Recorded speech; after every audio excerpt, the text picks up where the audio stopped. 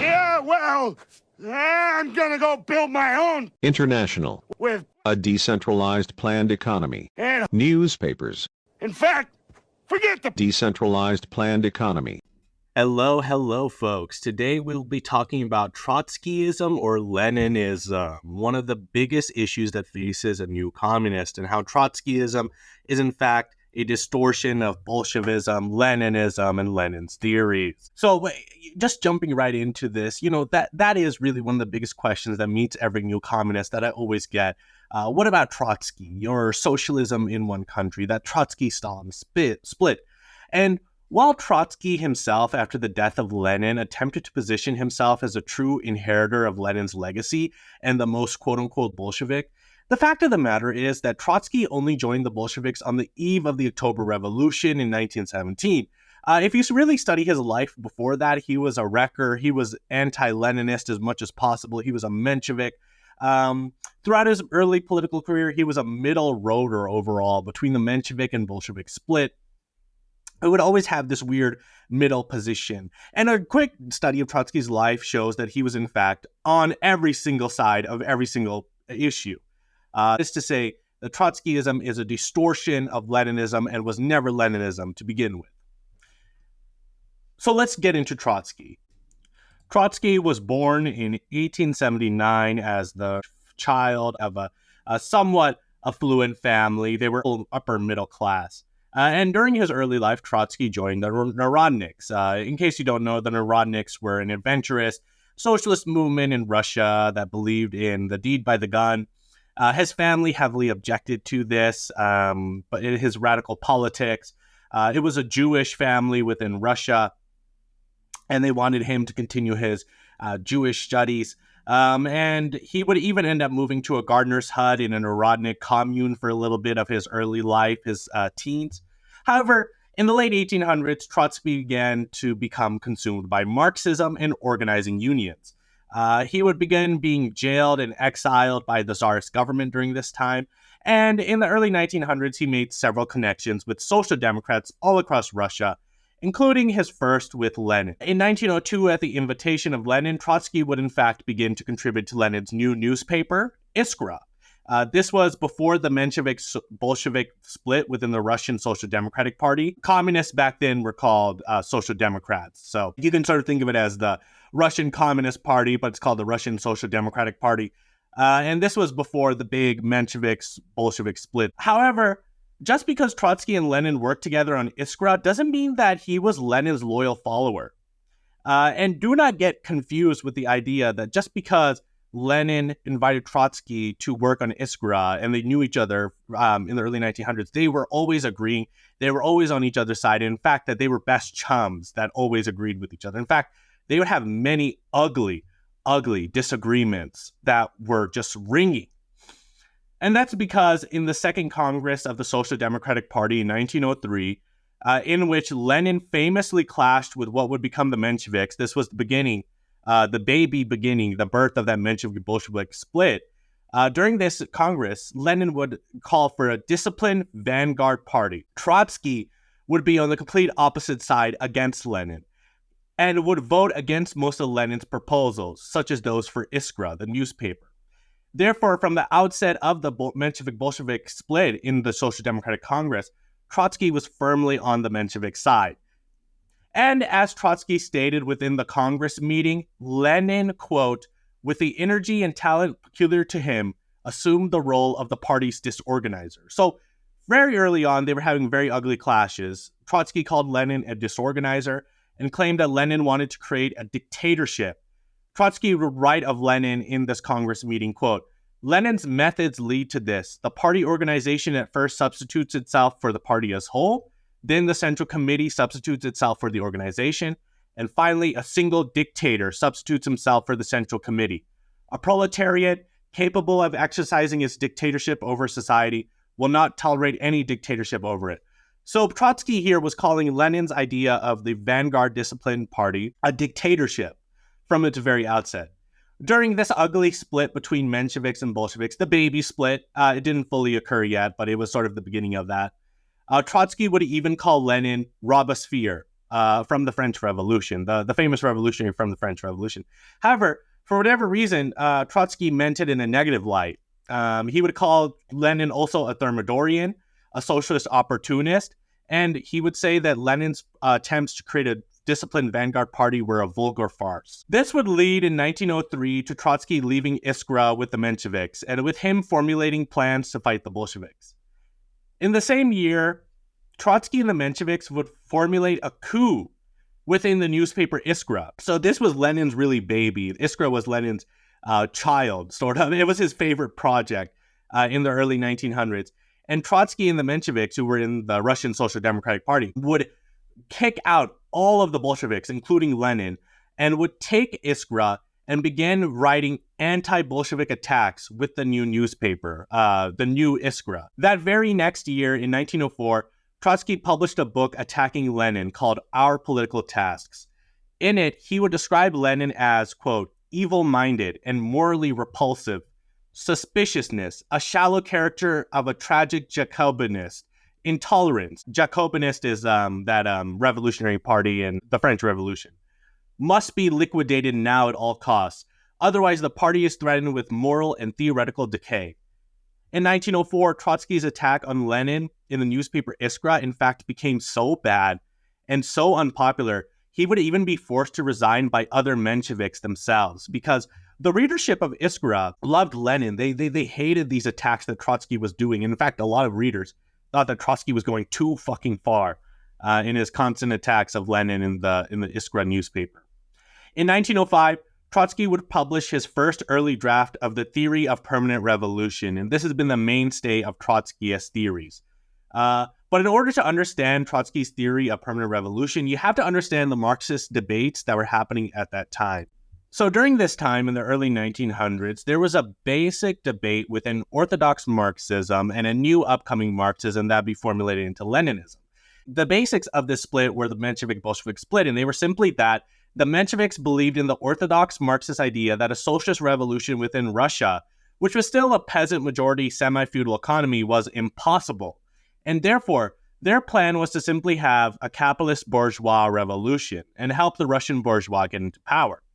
Lenin instead proposed something very different and radical.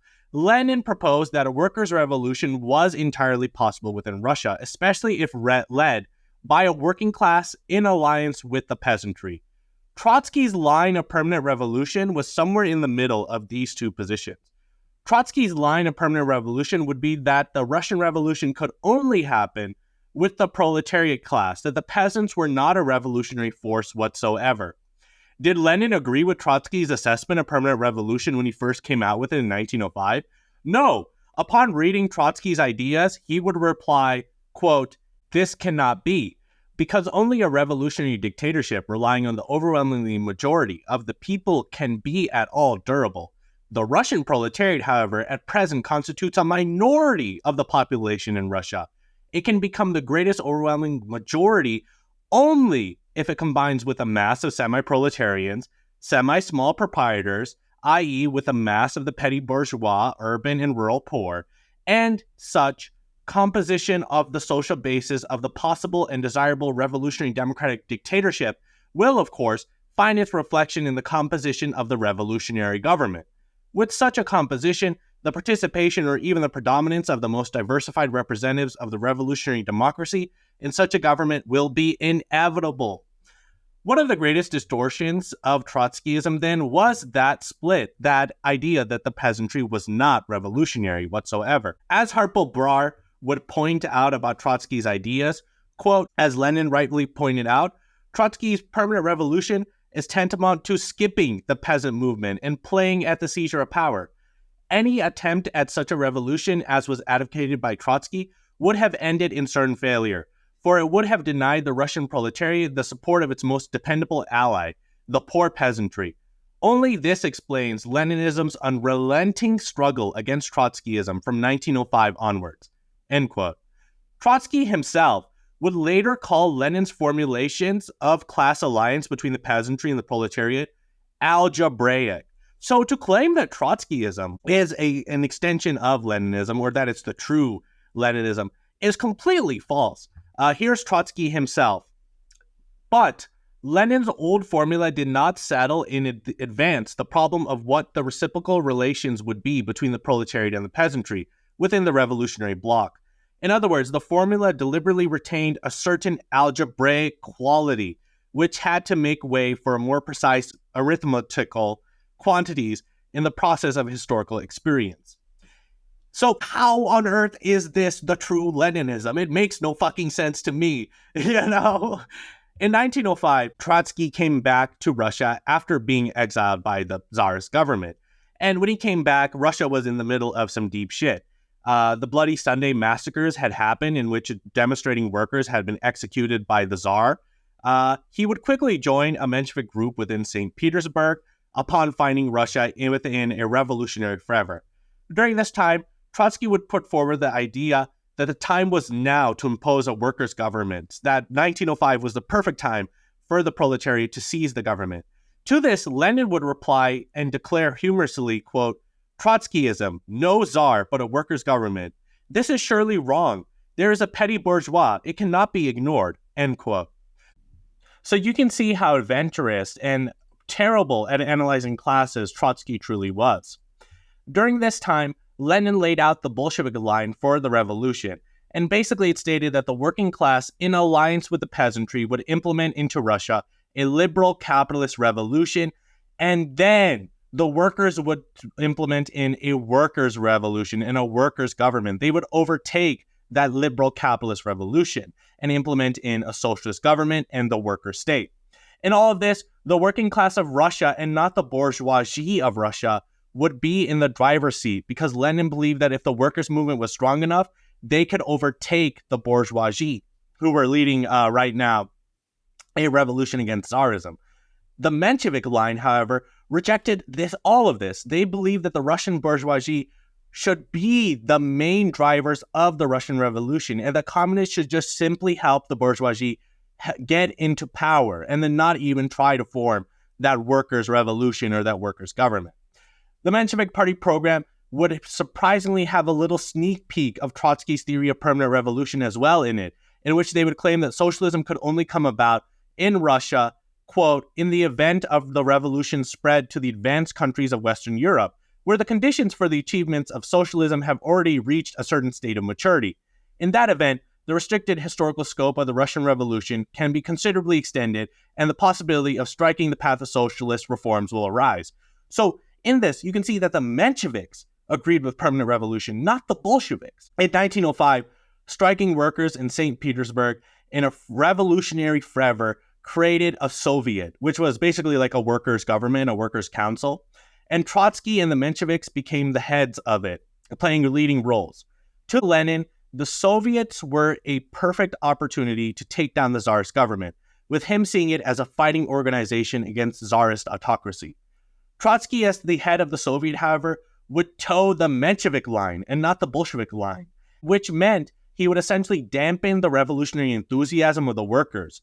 Trotsky would regularly call off general strikes in order to let the Menshevik line of let the Russian bourgeoisie and the capitalist helm the revolution win. As the head of the Soviet, Trotsky remained firm in his Menshevism. He had no desire to overthrow the Tsar or to bring the socialist revolution to its completion, happy with that Menshevik line of just let the Russian capitalists win. Finally, when it looked like the Soviet was going to be crushed by the Tsar, Trotsky would actually call for an armed uprising. However, he would fail to actually organize anything, and the Soviet would end up being crushed by the Tsarist state. In his worst act of betrayal, when the Bolsheviks finally did get the Soviet onto their side and commandeered it for their rebellion against Tsarism, Trotsky would actually let Tsarist troops into St. Petersburg, which ended up crushing the Bolshevik rebellion. The leaders of the Soviet were ultimately tried, and Trotsky would escape to Finland in 1907, helping lead the Soviet to nothing but failure. In 1907, Trotsky finalized his ideas of permanent revolution. Trotsky's idea of permanent revolution came from an address delivered by Marx and Engels. However, Trotsky's idea of permanent revolution, Lenin's idea of permanent revolution, and Lenin himself didn't call it permanent revolution, he called it something else, and Marx and Engels' ideas of permanent revolution were all completely different. So the quote that he got permanent revolution from Marx and Engels said, while the democratic petty bourgeois wish to bring the revolution to a conclusion as quickly as possible and with the achievement at most of the above demanded, it is in our interest and our task to make the revolution impermanent until all more or less possessing classes have been displaced from domination, until the proletariat has conquered state power. Their battle cry must be the permanent revolution. So for Marx and Engels, permanent revolution essentially just meant take the capitalist bourgeois revolution and make it a socialist, a workers' revolution, right? So it essentially meant what they were saying in there was that the bourgeois will do a revolution, but it's our job to take that revolution out of their hands and make it a workers' revolution, a proletarian revolution. For Lenin, permanent revolution also meant something similar to what Marx and Engels had declared.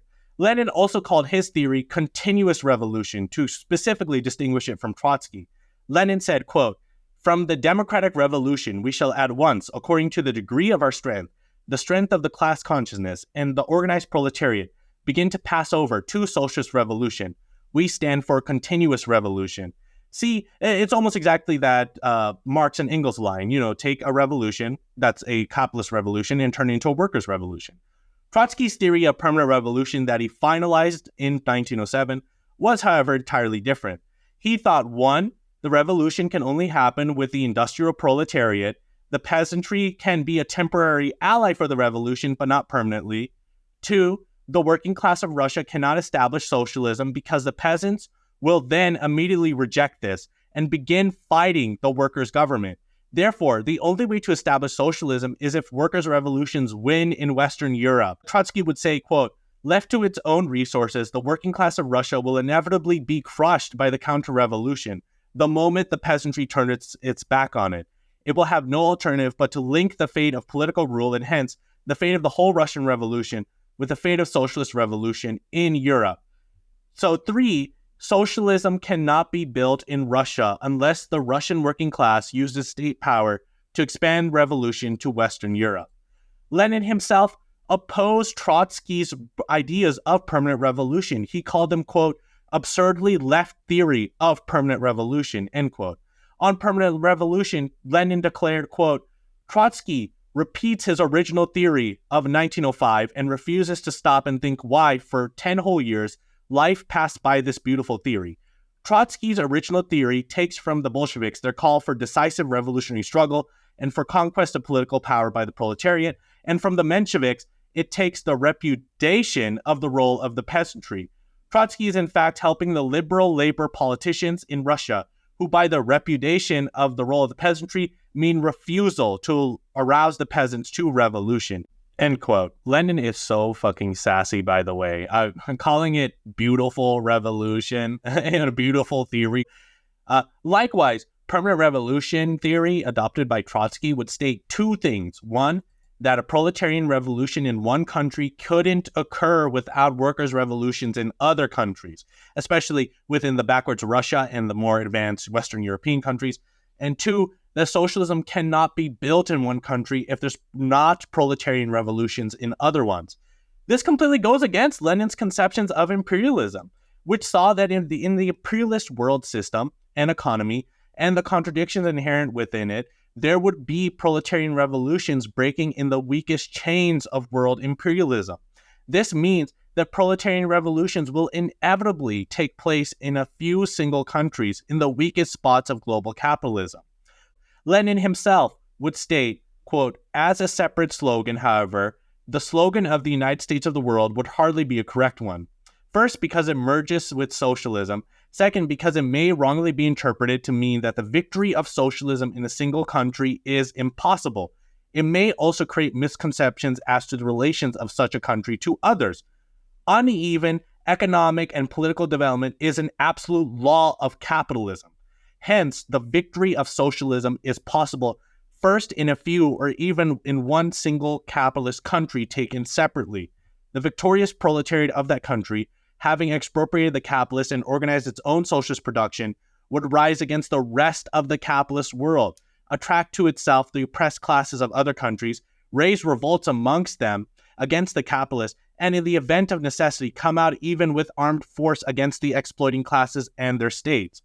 For the Federation of Nations in socialism is impossible without a more or less prolonged stubborn struggle of the socialist republics against the backward states.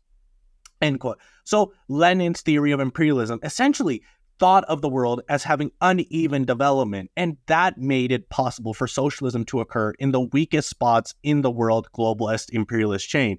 You can think of Russia. It was the weakest spot in the world chain at that time, this Tsarist autocracy with a capitalist pseudo-government, but also an old feudal system that was halfway step between capitalism, halfway step between semi-feudalism. It was the weakest link within the world.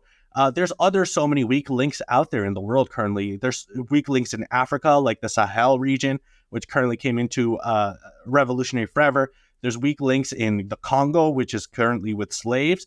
And so this unevenness of imperialism, this current stage of capitalism, means that socialism can win in a couple isolated spots first, and then slowly develop over time to envelop the whole world. Trotsky would ultimately deny all of this, not recognizing that there was even uneven development under imperialism. And in fact, in many ways, Trotsky's theories would therefore become idealist and even self-defeating. He would believe that without revolution in Europe, Russia could not have a revolution, and it would have been useless for Russian workers to attempt to seize power. Compare that to Lenin's assertion that a workers' revolution in Russia in alliance with the peasants was completely possible given their conditions. Trotsky would ultimately believe that the peasantry was such an unrevolutionary class that Russia couldn't build anything without revolution and aid from workers in more highly developed European countries. And here you can really see Trotsky's Menshevism shining through. And again, Trotsky would proclaim the contradictions in the situation of the workers' government in a backwards country with an overwhelmingly majority of peasants can be solved only on an international scale, on the arena of world proletarian revolution. For Trotsky, the Soviet Union's building of socialism was impossible on its own, and therefore his theories of permanent revolution became complete defeatism and anti-revolutionary. In 1907, Trotsky moved to Berlin and made connections immediately, not with left-wing social democrats like Rosa Luxemburg, but with right-wing ones. While in Germany, he would continue to publish attacks against the Bolsheviks. Trotsky got into particularly ugly spats with Lenin in the press, calling the Bolsheviks boycottists, saying that the party was falling apart, etc., etc. In 1910, within the Russian Social Democratic Party, a group of Bolsheviks formed a nationalist group called the Voiporod Group. Lenin bashed it intensely. One of the heads of the Voiporod Group was Trotsky. Trotsky, in fact, throughout his life was infamous for factionalism. Remember that when Lenin had first proposed the idea of a disciplined vanguard party, which basically meant Lenin's idea of democratic centralism. That means everybody within a party argues a line, then they all come to a conclusion and vote for the majority line, and then everybody in the party follows that line. We all have these little debates, arguments, and then we all act as one after the party comes to an agreement. This is how you do revolution. You can't have these factions constantly advocating this idea and that idea after the party's already agreed on one. You have to hold that till the next Congress. Trotsky, however, disagreed with that when Lenin first introduced it, and would disagree with it throughout his whole life, always forming factions like the Voiporodists. This would even be recognized by Lenin. Quote, Trotsky has never had any psychonogamy at all. The only thing he does have is a habit of changing sides, of skipping from liberals to the Marxists and back again, of mouthing scraps of catchwords and bombastic parrot phrases. So Lenin even recognized that Trotsky was always forming factions. He would call these factions freedom factions, quote unquote. In addition to that, in the same year, the Mensheviks and the Bolsheviks would begin to have some very ugly clashes and splits over a tendency known as liquidationism. Liquidationism essentially meant putting down the working class struggle, and the Bolsheviks were opposed to this deeply, and the Mensheviks favored it. Alongside the Mensheviks pushing for liquidationism would be Trotsky, who Lenin would call out several times for his support of this Menshevik line. During this time, Trotsky would begin mass expulsions of the Bolsheviks from the Central Committee of the Russian Social Democrats, saying, quote, Lenin's circle, which wants to place itself above the party, will find itself outside of it, end quote. Lenin would even go so far as to compare Trotsky to Judas from the Bible during this time, the guy who betrayed Jesus, I believe. I'm not Christian. I wasn't raised Christian, so I have no idea. I'm assuming. Comment down below if Judas was the guy who betrayed Jesus. I'm pretty sure he was. I don't know, whoever Judas was, I would not want to be compared to Judas by Lenin. That's all I'm saying, bro. Like, that would suck. You know, like, that sounds hurtful. You know, I must have fucked up if I got called Judas, you know? Also, Lenin is my Jesus, so don't mess with him. In 1912, the Bolsheviks and the Social Democratic Party made a major step to distance themselves and form a separate party from the Menshevik movement, and would be immensely attacked and ridiculed by none other than Trotsky. Trotsky would immediately create a bloc within the Social Democrats to crush the growing influence and independence of the Bolsheviks. Lenin would comment on Trotsky's actions, saying, Trotsky's resolution expresses the very aim of the Golos group to destroy the central body so detested by the liquidators, and with them, the party as an organization, end quote. The most seditious bloc created by Trotsky in 1912 against the Bolsheviks would come in the form of the August Bloc, in which he would combine all the major elements in the social democratic movement that were against the Bolsheviks. The August Bloc would attempt to stop all revolutionary potential within the working class movements and the State Duma, instead opting for as much of reformist Menshevik politics as possible. Throughout the 1910s, then it's obvious that Trotsky was a factional wrecker to the Bolsheviks, and he was the bane of their existence, a Menshevik, an opportunist, and a damn counter-revolutionary. Where was Stalin during all of this time? He was right next to fucking Lenin. He was right next to Lenin, following his line. He was even elected the head of the Central Committee by fucking Lenin on Lenin's call. And so Trotskyism has always been a rejection of that Leninist vanguard party line, has always been a rejection of Leninism, has always been a fucking rejection of Bolshevism, if these quotes don't show that to you already. Trotskys continue their factionalist fucking activities today. Trotskyism is the party of factionalism.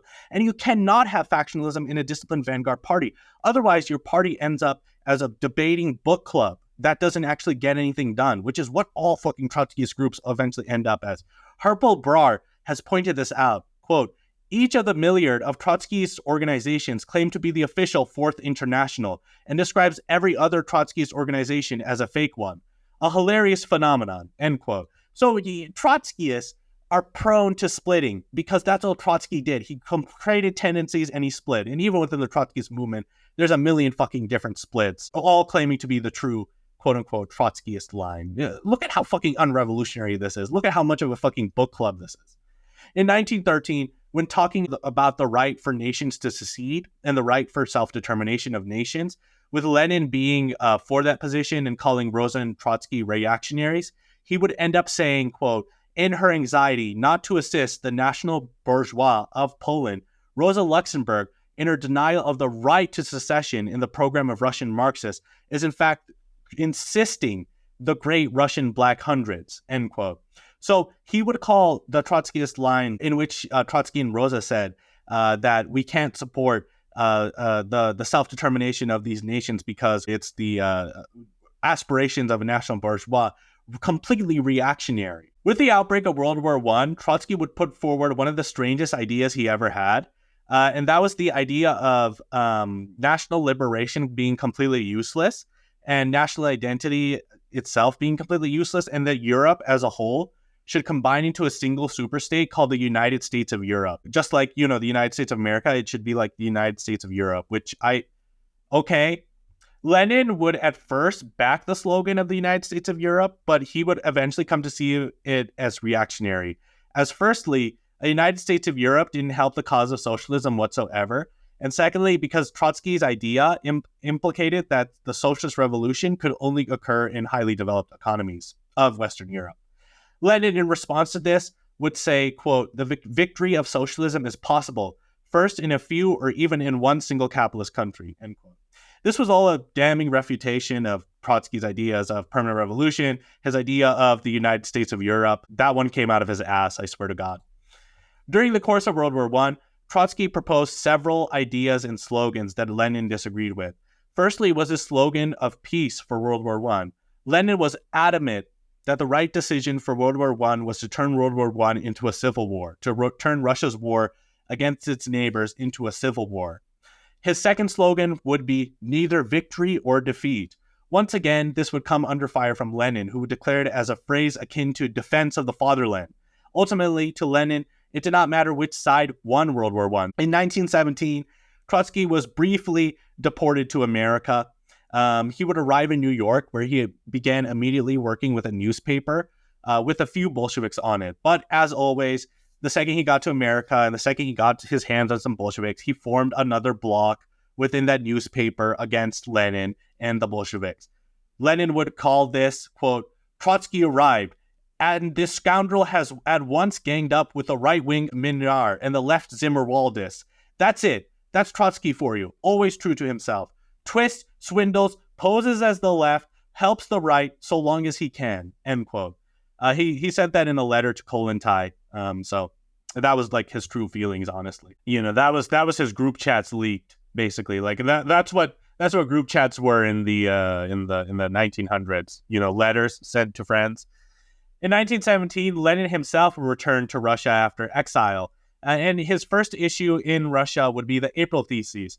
The contents of the April Theses are not too important to our episode, but when Trotsky and his faction would begin to try pushing their idea of permanent revolution, in which they would say socialism could not be built in Russia, Lenin would once again snap back. Comrade Rykov, who was part of the Trotskyist bloc, says that socialism must first come from other countries with greater industrial development. But this is not so. It is hard to tell who will begin and who will end. This is not Marxism, but a parody on Marxism, end quote.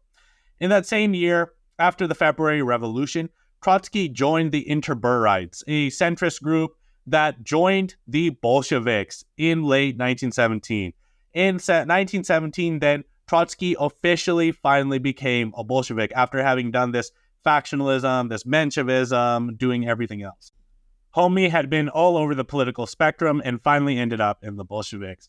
Therefore, as Olgin points out, quote, out of a period of 33 years, he was connected with the Bolsheviks for only 6 years. Even during that time, he had a great number of violent disagreements with them. In fact, there was hardly a Leninist policy for which he wholeheartedly agreed.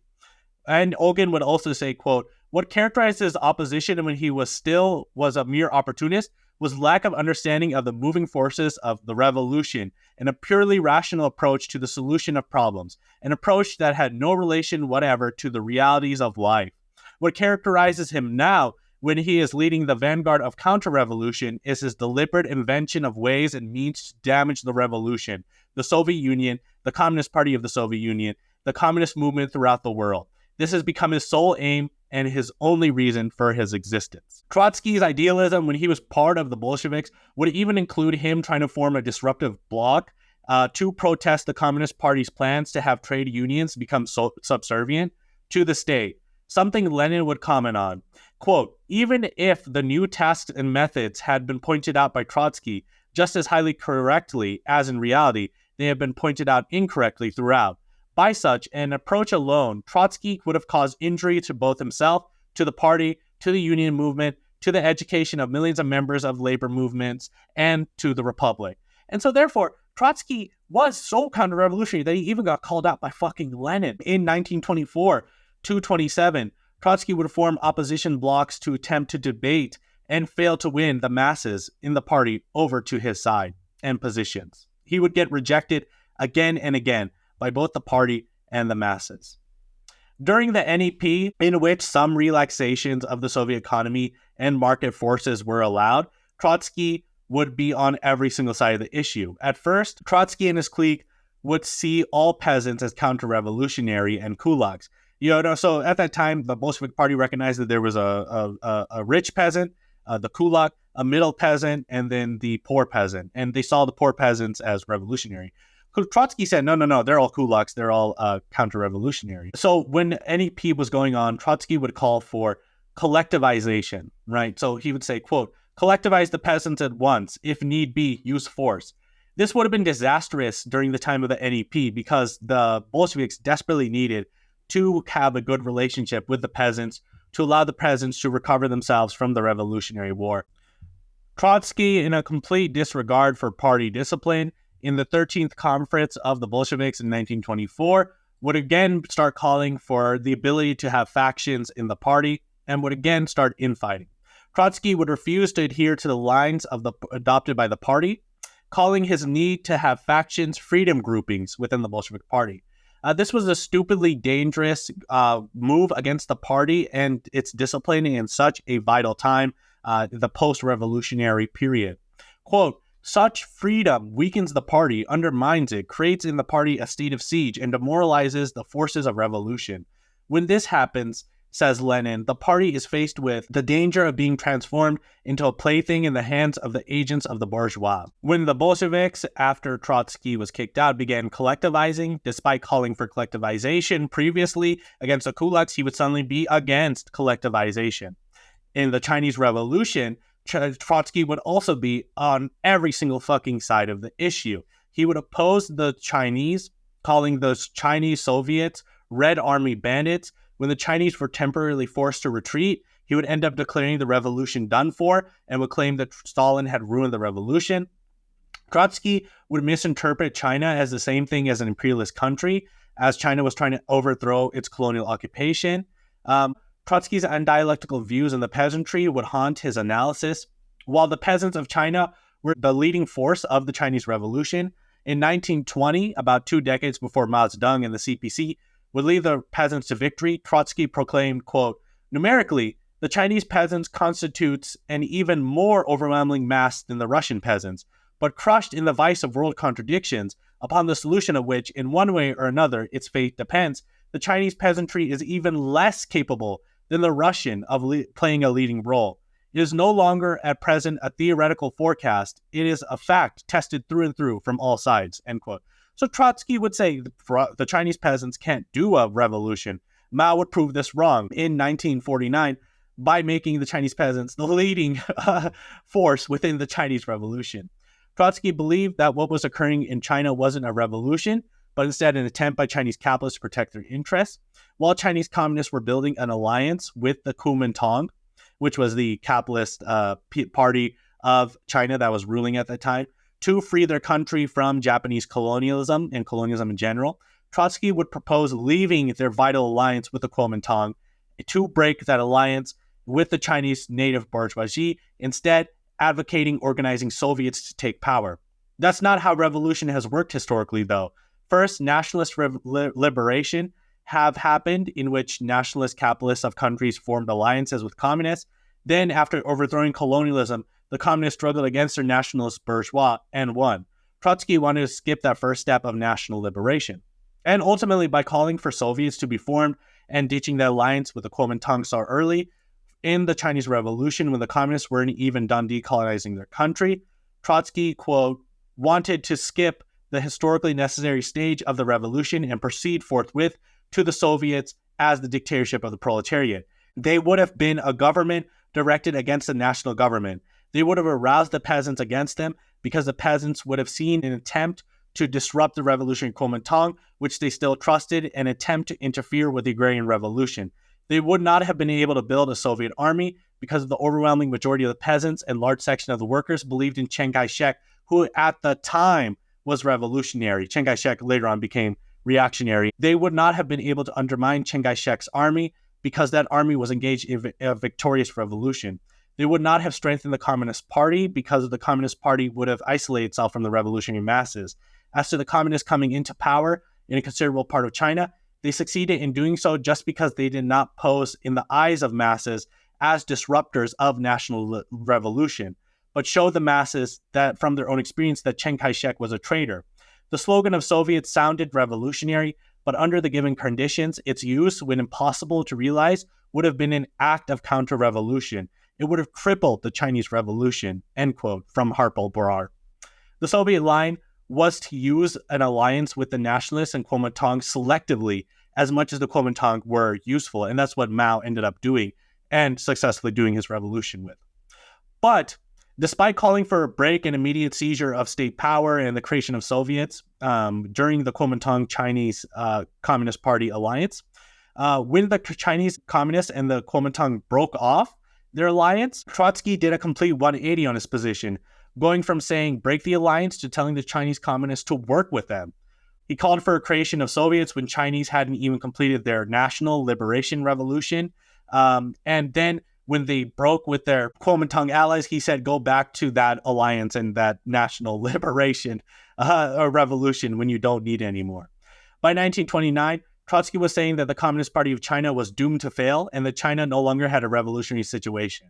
Of course, a decade later, the Chinese Revolution would win. When in Germany and Austria, the social democratic leaders of Germany allied with the fascists, despite the communists repeatedly trying to create a united front with them, who do you think Trotsky blamed, the communists or the social democrats? The communists, of course, would be blamed by Trotsky.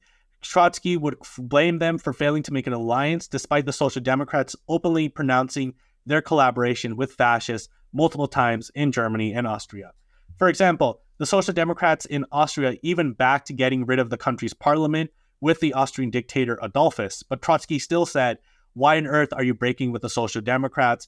Form an alliance with them." While social democrats were openly allying with upcoming fascists and their support of the German Weimar Republic in shooting worker strikes, Trotsky would argue that the social democrats and fascists had nothing in common, which is why communists should have continued trying to ally with them.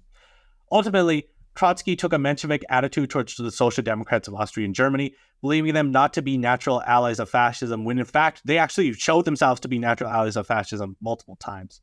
To add insult to injury, when a united front between social democrats and communists was finally created in France to fight fascism, which is what Trotsky had been calling for the whole time in Germany and Austria, Trotskyists in France split from the front and started fighting it. So despite Trotsky's calls constantly for a united front with the social democrats and chastising communists for not forming them, even though the social democrats in Germany and Austria were completely unrevolutionary, pro-fascism, when a united front was finally created in France with social democrats, Trotskyists in that group betrayed it, started fighting it. Honestly, what on earth? Trotsky would also try to rewrite history. He would claim that he came up with the idea of the working class taking Russia's government in the 1905 revolution and to turn it into a socialist one.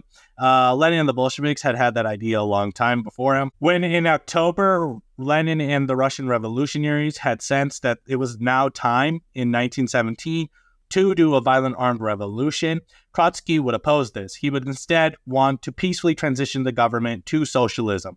Quote, "I declare in the name of the Soviet that no armed actions have been settled upon by us," end quote. Trotsky, when retelling this story, would declare that it had been Lenin's plan to do the insurrection without the Central Committee, but his brave resolution had changed Lenin and everybody's mind. However, the only problem with this story of him doing the idea of the armed revolution and putting it through the Central Committee and changing everybody's mind is that by the time that the Central Committee had even adjourned, the revolution was already being carried out, violently and armed. While it cannot be denied that Trotsky played a vital role in the October Revolution, he definitely beefed up his image more than he actually contributed in his future retellings of the story. And of course, Stalin also played an important part in the October Revolution. And this has often been ignored by Trotsky and Trotsky. When the revolution in 1917 did happen, there were two different views of it. Lenin saw the October Revolution as a proletarian socialist revolution in its main political content. Trotsky himself only saw it as a bourgeois democratic revolution. Trotsky saw it as essentially a capitalist revolution, not a workers' one. How did Trotsky end up in the Bolsheviks then? This is a big question that everybody ultimately has, especially since he was a staunch opponent and founder of Leninism his entire political career. It's ultimately because Trotsky ran out of ways to oppose Leninism. He was forced multiple times to admit that his left opposition was wrong and that Lenin's analysis was right. However, even though Trotsky was temporarily able to hide his splits from the party, as well as his theoretical disputes for a little while during that 6-year period he was a Bolshevik, they eventually became bubbling up to the surface. As Harpal Brar would say of Trotsky, quote, "As Trotskyism, far from abandoning its old nasty stock in trade, on the contrary, dragged it out into the light of day. It was bound, owing to its entire inner content, to become the center and rallying point of not only of non-proletarian elements in the USSR, who were then striving to integrate the proletarian dictatorship, but also of the imperialist bourgeoisie, seeking by thousands of men to overthrow the proletarian regime that had been ushered in by the mighty October Revolution. In every crucial stage in the development of the Russian Revolution and the existence of the dictatorship of the proletariat in the USSR, Trotskyism continued to maintain its reactionary, anti-Bolshevik, anti-Leninist stance in matters of theory as well as organization, cloaking it under layers of revolutionary rhetoric," end quote. Trotsky would oppose the Brest-Litovsk Treaty again to his dying breath, to which Lenin would respond, quote, "If you are unable to adapt yourself, if you are not inclined to crawl on your belly in the mud, you are not revolutionary but a chatterbox. I propose this, not because I like it, but because we have no other road, because history has not been kind enough to bring the revolution to maturity everywhere simultaneously." End quote. When Lenin's health was in severe decline and Lenin was forced out of politics effectively because of a series of strokes, Trotsky would severely step up his factionalism. He would grab a group of 46 followers of his within the Politburo and issue a manifesto known as the Statement of 46 to the same effect. Trotsky would also start claiming during this time when Lenin was sick that he was an old Bolshevik and was observing that new party members were causing degeneration within the party. Something that Stalin would clap back at, saying that who exactly were the old Bolsheviks? You're not an old Bolshevik. You're in fact the only subversion that's happening within the party is this Menshevik group that joined recently, which was Trotsky. With Lenin's death, Trotsky would double down on his claim that he was the truest Bolshevik. Trotsky's followers would even begin telling everybody that Trotsky has been the heart and the originator of the October Revolution. Trotsky ultimately, in the later years of his time in the party, became a main source of opposition and counter-revolution. One of the greatest Trotskyist biographers who loved Trotsky, Isaac Dosher, would even admit, quote, "Automatically, Trotsky attracted the superior sympathy of many who had hitherto hated him. As he made his appearance in the streets of Moscow, he rubbed shoulders with Mensheviks, social revolutionaries, the new bourgeois of the NEP, and by all those indeed, for diverse reasons, hoped for change," end quote. So essentially, he rubbed elbows with all of the people who were against the Bolshevik Revolution, who were counter-revolutionary. Probably Trotsky's worst act when he was a Bolshevik was his opposition to the Brest-Litovsk Treaty. This was a humiliating treaty that he was the chief negotiator of with Germany, which would give up Russian lands in order to put an end to Russia's involvement within World War I. Trotsky, as the chief negotiator of the Brest-Litovsk Treaty, would oppose it to his dying breath, to which Lenin, who absolutely hated Trotsky for his immense opposition of the Brest-Litovsk Treaty and was the biggest pusher of it, would say, quote, "If you are unable to adapt yourself, if you are not inclined to crawl on your belly in the mud, you are not a revolutionary but a chatterbox. And I propose this, not because I like it, but because we have no other road, because history has not been kind enough to bring revolution to maturity everywhere simultaneously," end quote. In fact, Trotsky's stalling of the Brest-Litovsk Treaty would end up with Russia having to give up more concessions in the final negotiations than had they accepted it in the beginning. So he was really acting against the party when his opposition of the Brest-Litovsk Treaty happened. Why was Trotsky kicked out of the Bolsheviks? It was because he was always forming factions. He was always acting against the party and the vanguard and vanguard discipline. By 1925, Trotsky was especially on thin ice with the rest of the party and was removed from his council positions, given a strong warning for his constant factionalism. However, this warning did not stop Trotsky at all. Finding the most opportunist elements within the Bolshevik party, Trotsky would ally with party members Zinoviev and Kamenev, all of whom were defeatist and believed socialism could not be built within the USSR. Zinoviev and Kamenev previously had been stark opportunists of Trotsky, but suddenly formed an alliance when needed. This bloc that Trotsky formed was called the New Opposition and would begin doing demonstrations at factories, a disgusting violation of both party discipline and a dangerous act in the young revolutionary Soviet Union. You can't be doing strikes and things like that at such a vital time in a communist country, especially after a revolution. Eventually, this would lead to the members of the new bloc apologizing to their party in 1926 and denouncing their actions when they were called out for it. However, despite publicly apologizing for factionalism and saying they would never factionalize again, Trotsky would once again begin forming a new opposition and creating a secret illegal party within the Bolsheviks without their knowledge. This illegal underground party had its own members, newspapers, etc., and in the late 1920s, when it was discovered, would lead to the complete expulsion of the opposition bloc, such as Trotsky, from important positions within the party, because you can't have an opposition bloc within a revolutionary vanguard disciplined party and a revolutionary situation. Finally, in October 1927, after multiple attempts of promising that they were not forming factions and then forming factions and subverting the Soviet system in general, Trotsky and his opposition bloc were kicked out of the Bolshevik Party. The opportunist bloc was never that popular with the Russian masses anyways. The Bolshevik ideas got 724,000 votes, while Trotsky's opposition bloc only got a partially 4,000 votes in the last meeting before he was kicked to the curb out of the Bolsheviks. Not done with factionalism, however, Trotsky, while still in Russia, being outside the party, would organize protests the very next month, which would quickly be shut down by counter-protesters that supported the Bolsheviks, the Russian masses, essentially. For all this counter-revolutionary bullshittery, Trotsky would be deported first to Kazakhstan and then out of the Soviet Union. Finally, in 1929, the Bolsheviks had been too kind to him overall. Even eventually, they let old members of Trotsky's opposition blocs rejoin the Bolshevik party. So it's not as though they had anything against Trotsky. They were too kind to him. They were very forgiving of him, time and time again. Ever since this split, the Trotsky-Lenin split has been described through personal politics, such as Stalin's rudeness or personal dispute between Stalin and Trotsky.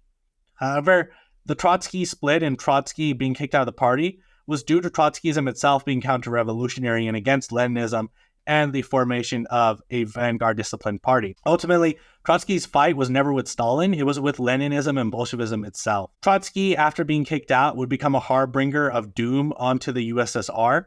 He would always say seditious things about it. Quote, his statements between 1923 and 1940 was to deny all possibility of building socialism in the USSR, and thus to undermine the confidence of the Soviet proletariat in building a new society, Harpo Brar. When socialism in one country time and time again would prove itself perfectly viable, he would often ignore it, saying doomerish predictions about Stalin's 5 years plans. Trotsky's ideas would even find fans in the likes of people like Joseph Goebbels, who would say that, quote, what Trotsky is saying about the Soviet state, it is no longer a socialist state, but a state dominated by a parasitic bureaucracy, living on the Russian people. Trotsky's most seditious statements would come after he was kicked out. Trotsky would start openly calling for the overthrow of the Soviet government, hoping that by overthrowing the USSR's government, it would magically create the true socialist revolution that he had been hoping for. This would lead to a lot of times Trotskyists and Trotsky movements being counter-revolutionary to the utmost type. By 1930, all of Trotsky's predictions had failed. The USSR was as strong as ever. Their socialist economy under the 5-year plan was a wonder for all of the world to see. Another L of Trotsky would be his prediction that World War II would be the death knell for the Soviet government, that its leaders would lose their ability to govern in World War II, falling to the Nazis, and would see a capitalist revolution in the middle of World War II. Things like this that Trotsky predicted would never occur. Quote, so much then for Trotsky's drivel about the new aristocracy's incapacity to conduct a war, and the discontented workers and peasants, and a decapitated army, making it impossible to make a war, the alleged inferiority of the weapons of the Red Army, Stalin being unable to wage an offensive war without any hope of victory, and war crushing the Kremlin bureaucracy. Far from it being crushed, the Soviet regime emerged from the war much strengthened. Far from being crushing the Soviet regime by its war against the USSR, the Nazi regime itself was crushed, as was Germany. What is more, the Soviet victory demonstrated beyond measure the correctness, the policies of industrialization, collectivization pursued in the teeth of Trotskyist and imperialist opposition by the Soviet regime before the war. End quote, by Harpo Brar. The truth was that the war could not have been won without the intense industrialization of Russia. Quote, nor could it have been won without the collectivization of large numbers of farms. The muzhik of 1930, who would have never handled a tractor or any other machine, would have been of little use in modern war. Collectivized farming with its machine tractor stations had been the peasants' preparatory school for mechanized warfare. The rapid raising of the average standard of education had also enabled the Red Army to draw on a considerable reserve of intelligent officers and men. We are 50 to 100 years behind the most advanced countries. We must make good of this lag in 10 years. Either we do it or they crush us. So Stalin had exactly spoken 10 years before Hitler set out to conquer Russia. His words, when they were recalled now, could not but impress people as a prophecy brilliantly fulfilled, most timely to call to action. And indeed, a few years' delay in the modernization of Russia might have meant the difference between victory and defeat. End quote. Isaac Dosher, one of the biggest Trotskyist biographies of both Trotsky and Stalin. His biography of Stalin, by the way, is excellent. I recommend it. After the death of Trotsky, the Trotskyist movement would become one of the most counter-revolutionary wherever it could. Trotskyists supported the CIA Vatican-inspired Hungarian Revolution and the Czechoslovakian revolts, which were also backed by the CIA. And James Burns, Trotsky's trusted right-hand man, would even call for a U.S. policy of liberating the nations of the Molotov bloc.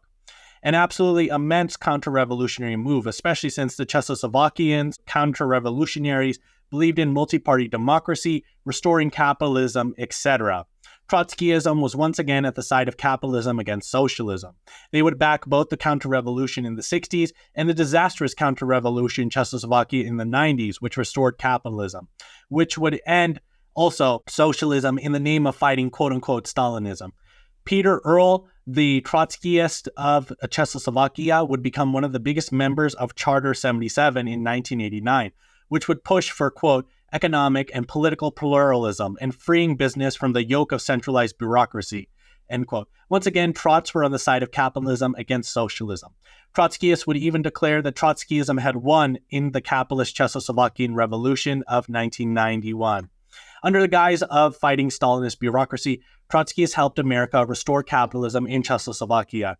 Ernst Mendel, the Belgian Trotskyite, would declare that the restoration of capitalism in Eastern Europe as a, quote, the sudden access of hundreds of millions of men and women from Eastern countries to political life, end quote. When capitalism was finally restored to Czechoslovakia and socialism was dismantled, what did Peter Earl do, the Trotskyite who was in Czechoslovakia? Did he denounce capitalist restoration and the destruction of millions of workers' lives? No, he became the biggest defender of the new order. Trotskyism had reached its most logical conclusion in Peter Earl, in its counter-revolutionary nature.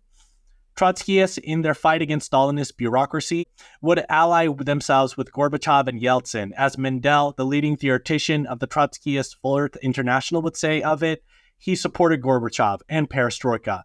Quote, our movement has defended this thesis for 55 years and therefore labeled as counter-revolutionary. Today, people both in the Soviet Union and a large part in the international communist movement understand better where the real counter-revolutionaries were, end quote.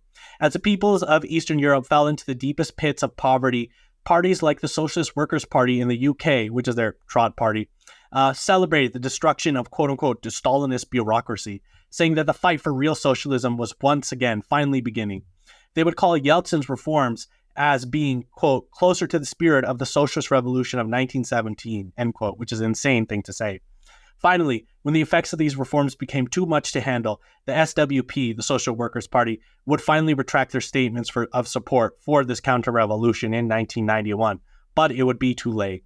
The collapse of the Eastern Bloc in 1991 would highlight Trotskyism as a tool of counter-revolution and its nature as such. Did the collapse of the USSR prove that Trotskyism was ultimately right?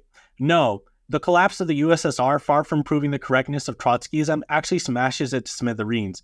What it proves is that had Trotskyism or Bukharism been put into effect in the USSR in the mid-20s, the latter would have been collapsed much earlier, more than 6 decades ago. The CPSU, however, rejecting Trotskyism and Bukharism, went on to construct socialism in the mighty Soviet state, a bastion and beacon of socialism, whose epic achievements were amazing. There is also substantial evidence that allegedly points towards Trotsky's collaboration with the Japanese and the Nazis in World War II to form a counterbloc against the USSR. And the foremost proponent of this theory and this evidence has been Professor Grover Furr. So I'll go over his arguments here as he laid out in a short article he wrote that I highly recommend that you read. It's about 130 pages. It's a breeze to read. It only takes a couple of hours. So in 1937, the USSR was in dire strait. To make things go from bad to worse, the Trotskyists within the Spanish Civil War had begun a counter-revolutionary faction called the May Days Revolt. In June of 1937, which was a very bad year for the USSR, Trotsky sent a telegraph to the USSR Central Executive Committee, reading, quote, the policy is leading to complete collapse, internal as well as external. Only salvation is radical. Turn towards Soviet democracy, beginning with open review of the last trials. Along this road, I offer complete support. Trotsky, end quote. So this message calling for an immediate counter-revolution would be intercepted by the NKVD, with Stalin writing onto the little telegraph, ugly spy, brazen spy of Hitler, when it was discovered in the archives, we found a little note by Stalin on the telegraph that Trotsky had sent. Trotsky's message had seemed to hope to overthrow the USSR before the start of the World War II. During the Great Purges and the trials, a Trotskyist plot was revealed for the world to see through collaborators like Bukharin. Now, traditional historians have often discounted this plot as being a complete show trial, saying that this evidence had been planted into Bukharin through torture. However, there's some major issues with this hypothesis. One, we don't have any evidence that Bukharin was tortured. In fact, the foremost historical expert and biographer of Bukharin believes that he wasn't. And two, Frinovisky, the co-collaborator of Yezhov, the man who would be discovered to be a wrecker and who was leading the Great Purges wrongfully on purpose, he himself admitted that while he had certainly tortured a lot of prisoners, he never tortured Bukharin. And three, we know that there wasn't a need to torture Bukharin because enough evidence had been gathered about him to not be able for him to plead guilty. Evidence gathered privately was vitally secret, though, due to security threats. So it was never fully shown at the trials, which is why the trials appear to be show trials. But the NKVD had gathered enough information privately about Bukharin that he could not admit anything but guilt. Pierre Bureau, a leading Trotskyist and Trotskyist biographer who had access to his Harvard archives, would even come to the conclusion that Trotsky had formed a secret bloc, but he would say that this bloc had stopped in 1932 and had been dissolved afterwards. But the existence of a bloc before 1932 still corroborates Bukharin's testimony that he had formed an opposition bloc, and Trotsky had tried to subvert the Soviet government. Likewise, in 1937, Japanese General Hajime Sagayama revealed that he was in contact with an opposition bloc within the USSR. Whether or not it was Trotsky's opposition bloc, we cannot verify. Other evidence of existence of an opposition bloc was found in Czech archives with a document from a Nazi German ambassador that said that Hitler was in contact with a high-ranking general to form opposition within the USSR. Finally, quote, General of the NKVD, Genrikh Lysakov, defected to the Japanese on June 13, 1938. At a press conference prepared by the Japanese, he claimed that the alleged conspiracies in the USSR were faked. But privately, Lysakov told the Japanese that Stalin was convinced there were real conspiracies, including military conspiracy. He also confirmed that the conspirators existed and they were linked with the Trotskyist group through Germanic. Lysakov confirmed that the conspirators wanted to join forces with the Japanese to inflict defeat upon the Soviet military, and some of them had been conspiring directly with Japanese military, end quote, Grover Furr. In 1937, Trotsky was interviewed by the United States in his home in Mexico by the Dewey Commission. The Dewey Commission went there to see if he really was collaborating with Japan or the Nazis. However, there are several discrepancies in Trotsky's answers to the Dewey Commission. He lied several times that are verifiable in the answers he gave to the Dewey Commission. For example, within the Dewey Commission, Trotsky vehemently denied ever having talked to anyone charged in the opposition trials in the USSR. However, quote, it is now clear that in 1932, he sent secret personal letters, all people who were charged with forming a Trotskyist group. Likewise, Soviet official E.S. Goldsman would also receive correspondence from Trotsky when he claimed that he wasn't in contact with anybody in the USSR. What Trotsky ever sent to these people in these letters has never been revealed. They've been lost to time or purged or burned or something like that. They've been taken off the record. We do know that these letters were sent, though, because, quote, Sedov, who's Trotsky's first son, address book contained the exile addresses of all the Trotskyists in the USSR who were charged in the trials. Trotsky's papers 15741, the exile correspondence section of Trotsky's papers, contained copies of such letters, end quote.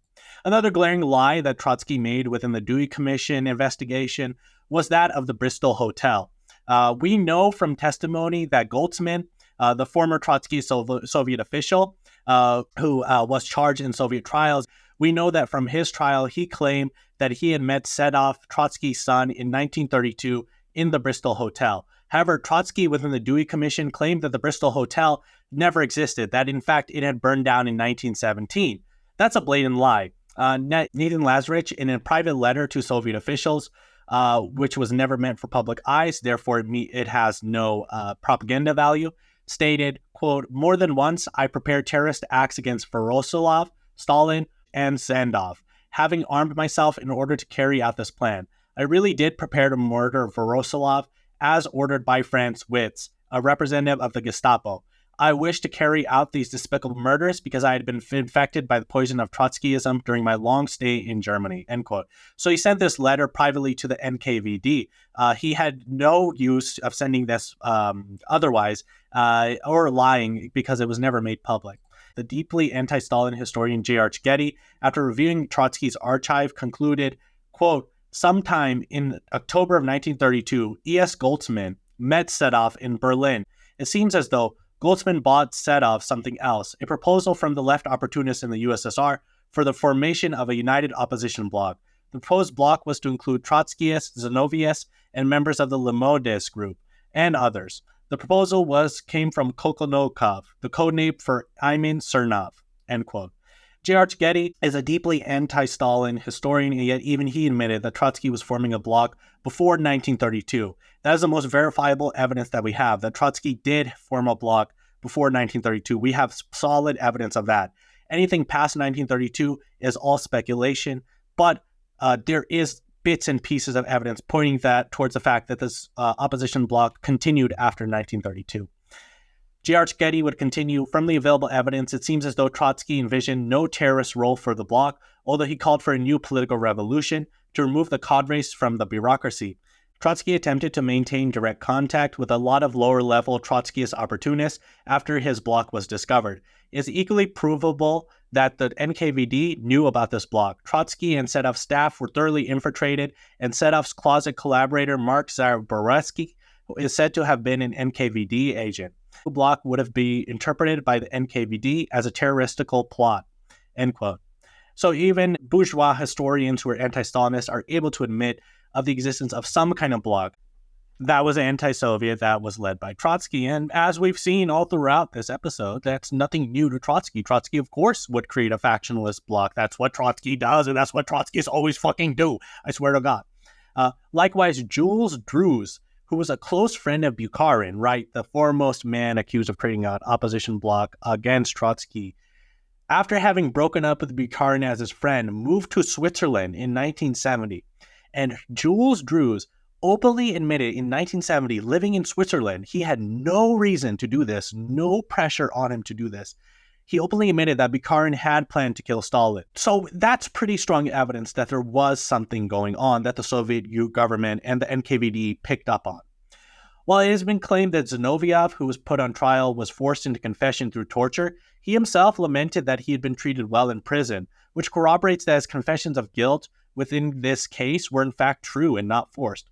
Leon Sedov, again Trotsky's first son, would also lie in his memoirs with facts that we can confirm to be not true, such as claiming that there was no opposition bloc within 1932, something that is already well documented. In addition to that, documents have been found in which Leon Sedov was proposing to do illegal Trotskyist work within the USSR. The other strongest piece of evidence that we have is how all of the testimonies reconfirm each other, right? So Grover Furr has gone through all of the private testimonies that were given by all those accused within the Trotskyist trial, and all of these private testimonies, and he painstakingly goes through this in his article, and I've linked it below in the description. I highly recommend you read it.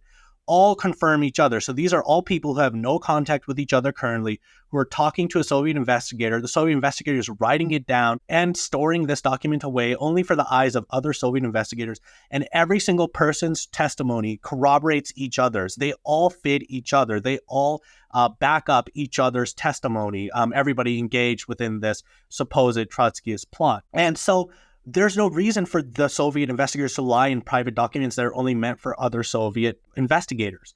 And there's no reason for them to implant ideas or testimonies into these people if it's a private investigation and a private document. In addition to that, if these ideas were implanted into these people, they would have had big discrepancies within their private investigative testimonies compared to their public ones, if their public trial testimonies had been implanted. And so this all strongly points towards the actual Trotskyist bloc being true, as found out by the Soviet government. Now, ultimately, I cannot say definitively that there was a Trotskyist bloc after 1932. You know, it's hard to say exactly. but there is very strong evidence that at least points towards the possibility of a Trotskyist bloc after 1932 within the USSR. And reasonably, we can assume that it was there, but we cannot 100% definitively say that it was, because there is no smoking gun evidence, 100%. The last big piece of Trot propaganda has been Lenin's Last Testament. Lenin's Last Testament was supposedly written by Lenin himself and declared that Stalin was rude and dictatorial and should have been removed from the Central Committee immediately.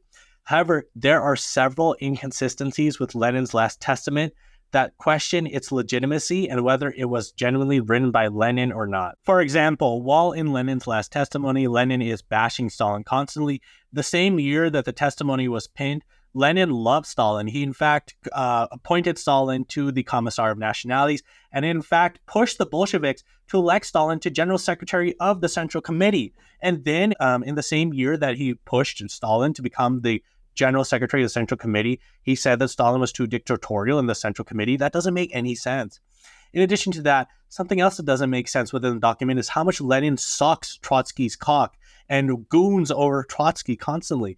I've shown you throughout this whole fucking episode that Lenin and Trotsky were constantly butting heads theoretically. It makes no sense for Lenin within his last will to say that Trotsky is the true inheritor and should be blah, blah, blah, blah, blah, and so great. Even in 1922, the year that the letter was supposedly written by Lenin and Trotsky were butting heads also. Trotsky refusing to be appointed to the Deputy Council of the People's Commissar. In that same year, Lenin had Stalin officially pass a resolution expressing severe disapproval of Trotsky for his refusal to listen to party commands. If the letter was genuinely Lenin's, he must have done a complete 180 in the couple months since it was written. Another big discrepancy within the letter is that of Georgian nationalism. There was a big Georgian nationalist movement within the Bolsheviks that Lenin completely dismissed and was against. However, even though Lenin was completely against that Georgian nationalist movement, Trotsky would be on the side of that Georgian nationalist movement, which was call for Georgia to enter the USSR as a separate republic. Lenin instead wanted Georgia to be attached to two other countries in order to subvert Georgian nationalism. It's a small debate that's largely been forgotten to time. However, what's odd about Lenin's Last Testament is that in that Last Testament, he is suddenly very pro-Georgian nationalism. He's suddenly taken Trotsky's side. In the couple months since that letter was penned and Lenin was against Georgian nationalism, that weird discrepancy makes no sense. Lenin suddenly became 180 on becoming pro-Georgian nationalism. Ultimately, then, there are two leading theories that historian Bill Bland gives for why there are so many discrepancies between Lenin's last will and his actual beliefs and what he was fighting at that time. One is that Lenin had suffered a series of strokes. He was not doing mentally well at that time. And so therefore, we can't really take these as Leninist dogma because he wasn't mentally the fittest towards the end of his life and when this last will was penned. However, there's also another theory that makes a lot more sense, and that's that Krupskaya, Lenin's wife, was on Trotsky's side for a lot of these debates and was Lenin's eyes and ears. And therefore, either Krupskaya completely penned this letter or fed Lenin selective information that made Lenin suddenly come to her side. Because, again, Lenin was completely paralyzed and Krupskaya was his source of all political information. And it makes a lot of sense because, even though Lenin was against that Georgian nationalist bloc and against Trotsky being on that Georgian nationalist bloc, Krupskaya was right next to Trotsky and the Georgian nationalists within that debate. And so it would explain a lot of things like Lenin's discrepancy on the Georgian nationalist issue. Within his last will, Lenin's last will overall seems to confirm a lot more of Krupskaya's political ideologies and deviations than Lenin's himself. In fact, this isn't even that crazy of a theory. The foremost Krupskaya biographer who hates Stalin would even admit, quote, "She may have influenced Lenin's ideas and attitudes towards Stalin intentionally or otherwise," end quote. Ultimately, it was Krupskaya who handed in the testament to the Bolsheviks in 1924, months after Lenin's death. The testament wasn't even turned in when Lenin was alive. Stalin would present the letter, the last will, to Congress, and they would discuss it. Stalin, in light of the letter, even offered to step down as general secretary because the letter said that Stalin was dictatorial. However, Stalin was voted to stay within the general secretary position by Trotsky himself and everybody else within the Congress, almost everybody else. There were a couple of dissenters. The very next year, Stalin again offered to resign as General Secretary of the Central Committee, and once again was not allowed to by the party members. If you know, there's this very funny meme about Stalin never being allowed to quit the party, even though he so desperately wants to step down. And these are two examples of that. And yeah, that is pretty much Trotskyism debunked and Trotsky's whole political life and career debunked. As you can see, throughout his entire life, Trotsky was a fucking wrecker. He did not understand Leninism. He did not understand the peasant question. He did not understand the dialectical relationship between classes. He always fucking was a factionalist. He always was butting heads with Lenin. And this Trotskyist propaganda about Lenin's last will, about the Great Purges not being real, about Trotsky being the true Bolshevik and the true inheritor of the October Revolution is all bullshit. When in reality, Trotsky was an opportunist in and out. He was on every single fucking side of the issue. He was for this issue one day and against that issue next day. He was, in essence, the foremost, greatest swindler and opportunist in communist history. To play us out, I'm going to have my friend Revolutionary Thought read a quote by Stalin that refutes Trotsky's theory of permanent revolution. And with that, solidarity, comrades, you have a good one. Can the working class of our country overcome the contradictions with our peasantry and establish an alliance, collaboration with them? Can the working class of our country, in alliance with our peasantry, smash the bourgeoisie of our country, deprive it of the land, factories, mines, etc., and by its own efforts build a new classless society, complete socialist society? Such are the problems that are connected with the first side of the question of the victory of socialism in our country. Leninism answers these problems in the affirmative. Leninism teaches us that we have all that is necessary for the building of a complete socialist society. Hence, we can and must, by our own efforts, overcome our bourgeoisie and build socialist society. Trotsky denied that it was possible to build socialism in our country unless the victory of the socialist revolution was first achieved in other countries, in capitalist countries. As a matter of fact, these gentlemen wanted to turn our country back to the path of bourgeois development, and they concealed their apostasy by hypocritically talking about the victory of the revolution in other countries. This was precisely the point of controversy between our party and these gentlemen. Our country's subsequent course of development proved that the party was right and that Trotsky and company were wrong. For during this period, we succeeded in liquidating our bourgeoisie and establishing fraternal collaboration with our peasantry and in building, in the main, socialist society, notwithstanding the fact that the socialist revolution has not yet been victorious in other countries. Leninism teaches that the final victory of socialism in the sense of full guarantee against the restoration of bourgeois relations is possible only on an international scale. This means that the serious assistance of the international proletariat is a force without which the problem of the final victory of socialism in one country cannot be solved. This, of course, does not mean that we must sit with folded arms and wait for assistance from outside. On the contrary, this assistance of the international proletariat must be combined with our work to strengthen the defense of our country, to strengthen the Red Army and the Red Navy, to mobilize the whole country for the purpose of resisting military attack and attempts to restore bourgeois relations. The support of our revolution by the workers of all countries, and still more, the victory of the workers in at least several countries, is a necessary condition for fully guaranteeing the first victorious country against attempts at intervention and restoration, a necessary condition for the final victory of socialism. But as we are not living on an island, but in a system of states, a considerable number of which are hostile to the land of socialism and create the danger of intervention and restoration, we say openly and honestly that the final victory of socialism in our country is not yet final.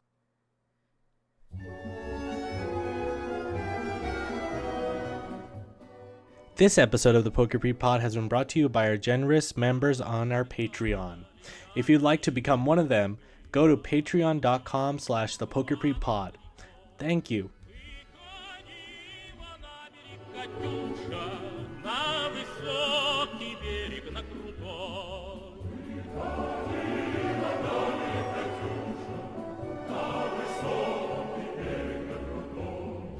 What the fuck? Glory to Stalin, I barely made it. And a special shout out to our Marshal of the Soviet Union member, Mateus T. If you'd also like a shout out, please consider subscribing to our Patreon, where you can also get episodes up to a month early. Thank you.